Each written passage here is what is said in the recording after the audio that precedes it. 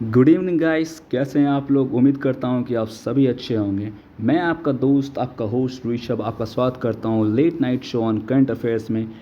आज है 9 जुलाई और आज हम लोग डिस्कस करने वाले हैं कुछ इंपॉर्टेंट करंट अफेयर्स के बारे में। अगर आप मेरे चैनल पर न्यू हो तो आप नीचे जाकर के सब्सक्राइब बटन को क्लिक करो, लाइक करो वीडियो को, और अगर वीडियो अच्छा लगे तो शेयर करना अपने दोस्तों के साथ।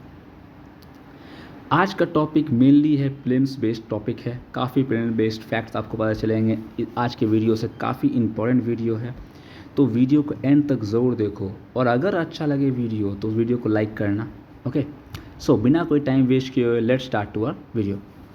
सबसे पहला, भलिया वीट। ये जो है भलिया वीट जो है, ये एक भलिया जो है एक वैरायटी है वीट का, which was exported to Kenya and Sri Lanka from Gujarat. Gujarat से केनिया और श्रीलंका को एक्सपोर्ट किया गया था। इसे जीआई सर्टिफिकेट मिला है। भलिया वीट को जीआई सर्टिफिकेट मिला है। अब अगर भलिया वीट के बारे में जानें तो भलिया वीट का हाई प्रोटीन कंटेंट, वो काफ़ी हाई प्रोटीन कंटेंट है इसके पास। हल्का स्वीट होता है टेस्ट में। ये क्रॉप जो है ज़्यादातर ग्रो किया जाता है भल रीजन में, गुजरात का अहमदाबाद, आनंद, खेरा, भावनगर, सुरेंद्रनगर, भरूच, इन सब कुछ कुछ डिस्ट्रिक्ट्स में भलिया वीट ग्रो की जाती है। Now what is GI. इसे जीआई इंडिकेशन मिला है भलिया वीट को। तो जीआई है क्या एक्चुअली में? जीआई जो है इसे हम लोग कहते हैं जोग्राफिकल इंडिकेशंस कहते हैं इसे।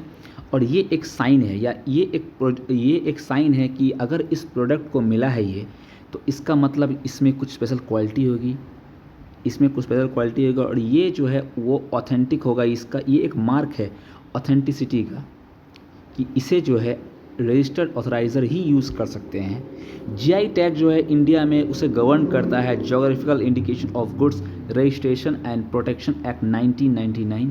ये एक्ट इसको गवर्न करता है, और it is issued by the geographical indicators registry Chennai में जो जोग्राफिकल इंडिकेशन रजिस्ट्री है वहाँ से इसे इशू किया जाता है। ओके, अब बेनिफिट क्या है जीआई टैग का? सबसे पहले ये प्रोवाइड करता है लीगल प्रोटेक्शन प्रोवाइड करता है आपको। कोई भी तरह के अनऑथराइज यूज़ जो होंगे वो इसके द्वारा नहीं हो पाएंगे। कोई भी तरह का अनऑथराइज्ड सेल या एक्सपोर्ट नहीं होगा बिना, अगर जीआई टैग उसके पास है तो। उसके अलावा ये प्रमोट भी करता है इकोनॉमिक प्रॉस्पेरिटी ऑफ प्रोड्यूसर्स। अगर कोई प्रोड्यूसर है, अगर वो बोलेगा ये देखिए ये है मेरा जीआई टैग का वीट, तो उससे उसका इकोनॉमिक बूस्ट मिलेगा उस प्रोड्यूसर्स को, इससे एक्सपोर्ट बूस्ट होगा। तो ये कुछ बेनिफिट्स है आपको जीआई टैग होल्डर के। नाउ सेकंड न्यूज़ हमारे पास है। सेकंड न्यूज़ है आईएनएस तबर एक्साइज। अभी रिसेंटली आईएनएस तबर एक्साइज जो है वो हेल्ड हुआ है इटालियन नेवी में, नेपल्स इटली में, ठीक है, जो कि एक पार्ट है आपको मेडिटेरियन सी का। ओके, अब इस एक्साइज में ये एक्साइज कवर करता है wide range of naval operations. इसमें एयर डिफेंस प्रोसीजर्स और कम्युनिकेशन ड्रिल्स भी शामिल है। ये एक्साइज जो है, this exercise are mutually beneficial in enhancing and towards consolidating combined operations against maritime threats. जो भी तरह के मैरीटाइम थ्रेट्स होते हैं उसको, उसके खिलाफ ये एक एक्साइज है आईएनएस तबर एक्साइज, जो इंडिया और इटली के बीच हुआ है। तो न्यूज़ तो इतना ही है, लेकिन आपको प्रेजेंस बेस्ड फैक्ट है कि आपको ये क्वेश्चंस पूछा जा सकता है कि नेम ऑफ एक्साइज और उसे कंट्री का नाम बताइए कि इंडिया ये एक्साइज किस कंट्री के साथ करता है, या ये एक्साइज किस कंट्री के बीच में होता है। तो कुछ कुछ इंपॉर्टेंट मैंने एक्साइज के नाम दिए हैं जो न्यूज़ में रहे हैं, तो उसे आप ज़रूर देख लीजिए। इसे आप ज़रूर देख लीजिए कि सिलिनेक्स जो है वो होता है श्रीलंका के साथ, बोंगो सागर और INBN कॉर्पोरेट ये बांग्लादेश के साथ, जिमेक्स जापान के साथ, नसीम अल बहर ओमान के साथ, इंद्र एक्साइज रशिया, जैर बहल कतर, समुद्र शक्ति इंडोनेशिया के साथ, सिम्बेक्स सिंगापुर, ऑस इंडेक्स ऑस्ट्रेलिया, और मालाबार एक्साइज जो काफ़ी इंपॉर्टेंट है क्योंकि ये जो है ये क्वाड का मेंबर्स करते हैं, जापान और यूएसए, और साथ साथ बात की गई है कि इसमें ऑस्ट्रेलिया को भी शामिल किया जाए मालाबार एक्साइज में। Okay, now next news, Navegaon Nagzira tiger reserve. Navegaon Nagzira tiger reserve एक टाइगर रिजर्व है जो कि महाराष्ट्र में है। और ये न्यूज़ में क्यों है? ये न्यूज़ में इसलिए है कि यहाँ पे ये भाई साहब आपको मेलेंस्टिक लेपर्ड, जिसको हम लोग बोलते हैं ब्लैक पैंथर, इसे पाया गया है, इसे देखा गया है। ठीक है, ये है नवेगांव नगजिया टाइगर रिजर्व जो महाराष्ट्र में, इसे देखा गया है। अब ये एक्चुअली में इसके बारे में अगर जाने तो ये होता क्या है, ये एक्चुअली में लेपर्ड ही होता है। ये ब्लैक पैंथर से बोलते हैं, ये एक्चुअली में लेपर्ड होता है। ये होता है मेलेनिस्टिक लेपर्ड होता है। चाहे वो पूरी तरीक़ा से ब्लैक होंगे या उनका कलर काफ़ी डार्क होगा कलर में। और ये कलर जो है, ये कलर वेरिएंट है आपको स्पॉटेड इंडियन लेपर्ड्स के। ओके, अब इसका कलर जो होता है, ये ब्लैक कोट कलरेशन होता क्यों है?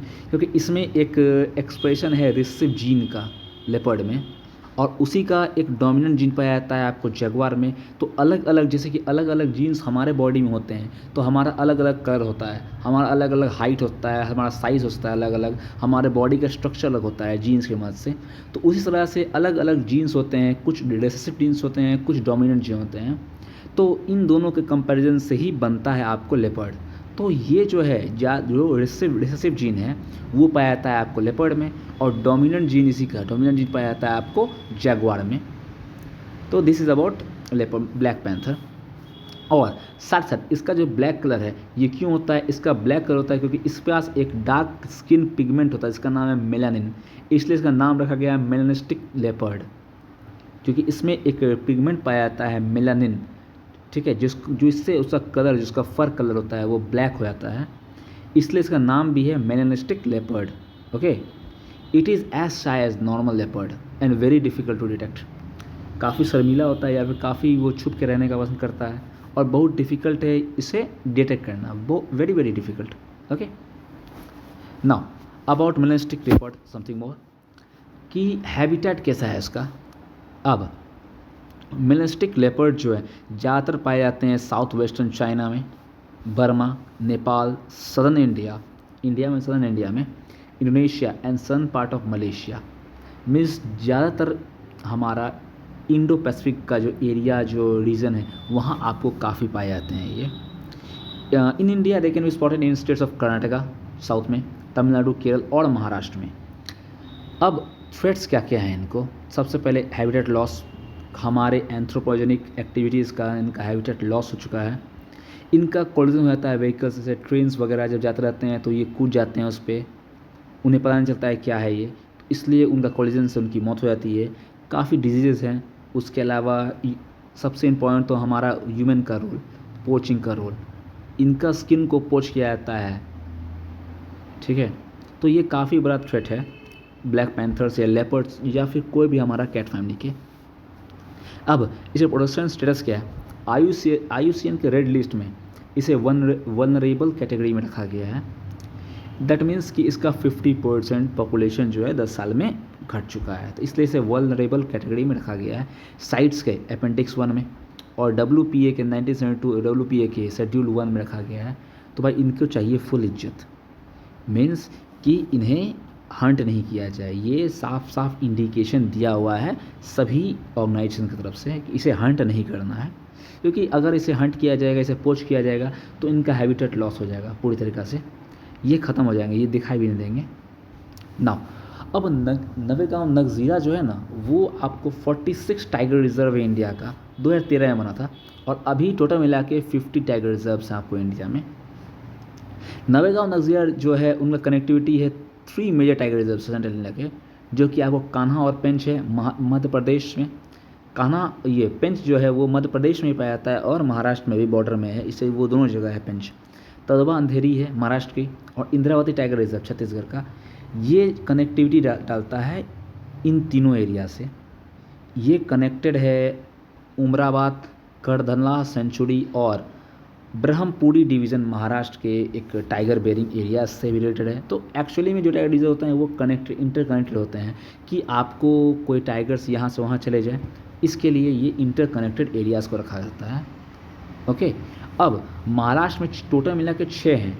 तो एक है आपको मेलघाट, जो सबसे पहले मेलघाट टाइगर रिजर्व बना, फिर तदोबा अंधेरी, फिर Pench, Sahyadri, Bor, okay, and last is Navegaon Nagzira tiger reserve NNTR, और ये 2013 में बना था। ये 2013 में आपको बना है नवेगांव नगजीरा।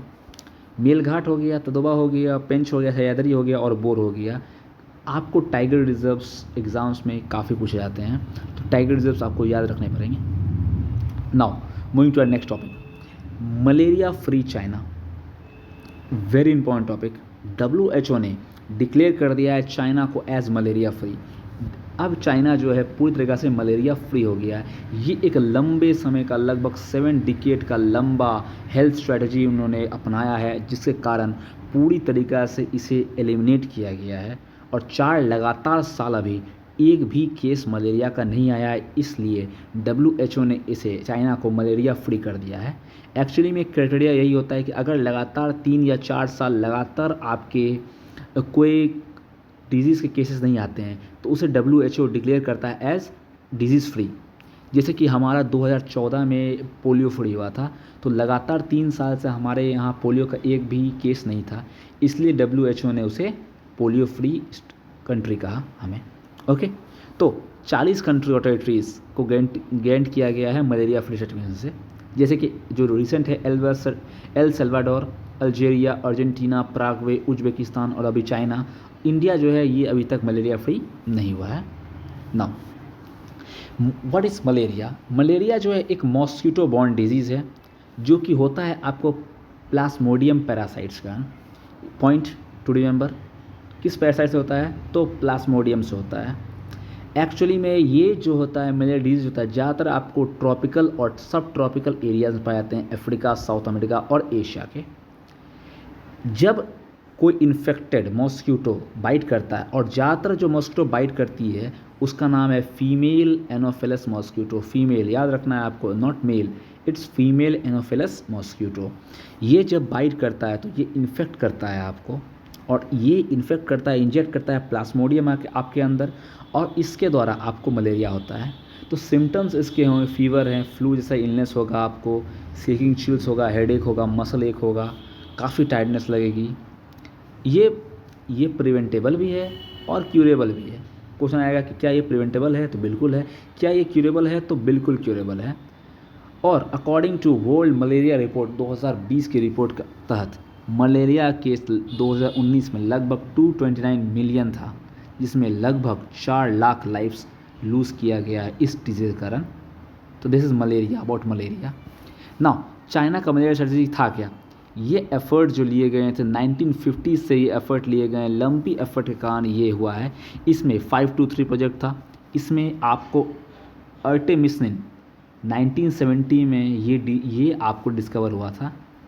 अर्टेमिसिनिन जो है वो एक कोर कंपाउंड है आपको एंटी मलेरियल ड्रग का, जो अभी आपको मिलता है, जैसे कि आपको अभी हाल ही फिलहाल में काफ़ी न्यूज़ में था, hydroxychloroquine for covid. Insecticide treated nets, ये 1980 में चाइना ने इंसेक्टिसाइड ट्रीट का नेट टाइप का बनाना स्टार्ट किया और लगभग 2.4 मिलियन नेट्स बना दिए 1988 में। तो इसके कारण काफ़ी मलेरिया वहाँ कंट्रोल हुआ। उसके अलावा 137 डे स्ट्रैटेजी था उनका। इस स्ट्रेटजी में क्या है कि एक दिन के अंदर उनको रिपोर्ट देना है मलेरिया का डायग्नोसिस का, 3 दिन के अंदर कंफर्म करेंगे कितने केसेस आए हैं, क्या है, और 7 दिन के अंदर ही उसका पूरी तरीक़े से सर्वेलेंस किया जाएगा, और जहाँ जहाँ हाई रिस्क एरिया है वहाँ वहाँ प्रोवाइड किया जाएगा आपको एफर्ट।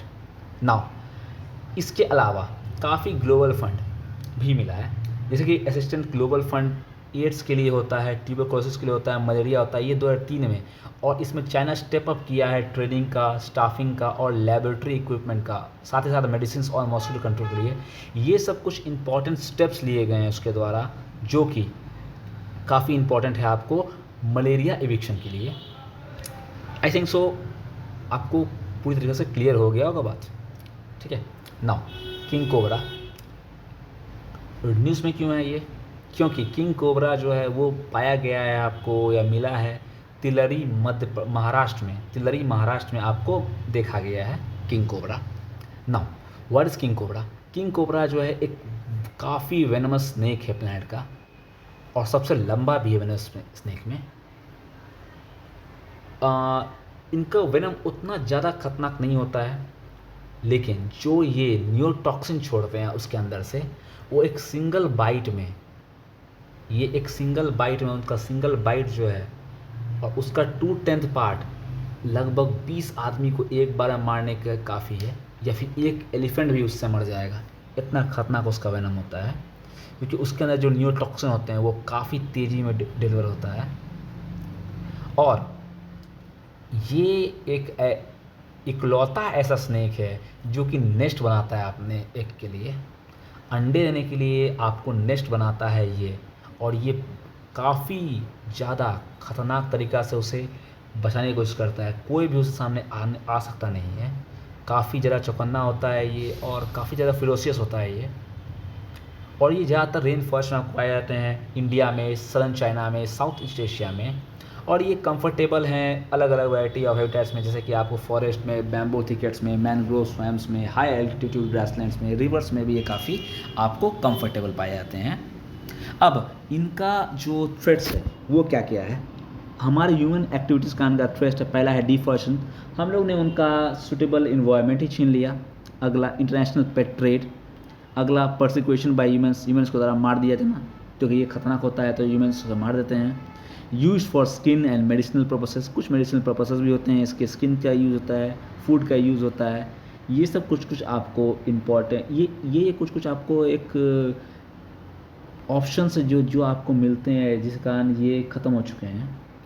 ठीक है, अब प्रोटेक्शन स्टेटस कैसा है इसका। IUCN में वल्नरेबल कैटेगरी, साइट्स के अपेंडिक्स 2 में, याद रखना साइट्स के अपेंडिक्स 2 में, और WPA के भी शेड्यूल 2 में है ये। जिसे लेपर्ड आपको बताया गया था, ब्लैक पैंथर, वो क्या था आपको, वो भी वल्नरेबल था लेकिन साइट्स के अपेंडिक्स 1 में था और WPA के शेड्यूल 1 में था। लेकिन किंग कोबरा जो है वो वल्नरेबल है लेकिन साइट्स के अपेंडिक्स 2 में है और WPA के शेड्यूल 2 में है। आई होप दैट आपको वीडियो काफ़ी अच्छी लगी हो। अगर आपको वीडियो अच्छी लगी हो तो लाइक करो, शेयर करो और सब्सक्राइब करो मेरे चैनल को। नीचे मेरा टेलीग्राम चैनल दिया हुआ है, आप जाके नीचे डिस्क्रिप्शन बॉक्स में वहाँ से आप देख सकते हो। आपको नीचे टेलीग्राम में ही आपको PDF मिल जाएगी इस वीडियो की, जस्ट वीडियो के बाद, तो आप जाइए और वीडियो को देखिए। उसके अलावा प्लेलिस्ट मेरी बनी हुई है बाकी सारे वीडियो की, अगर आप पहली बार आए हो तो सारे वीडियोज़ को देख लेना, काफ़ी ज़्यादा इन्फॉर्मेशन आपको मिलेगा। थैंक यू सो मच, जय हिंद।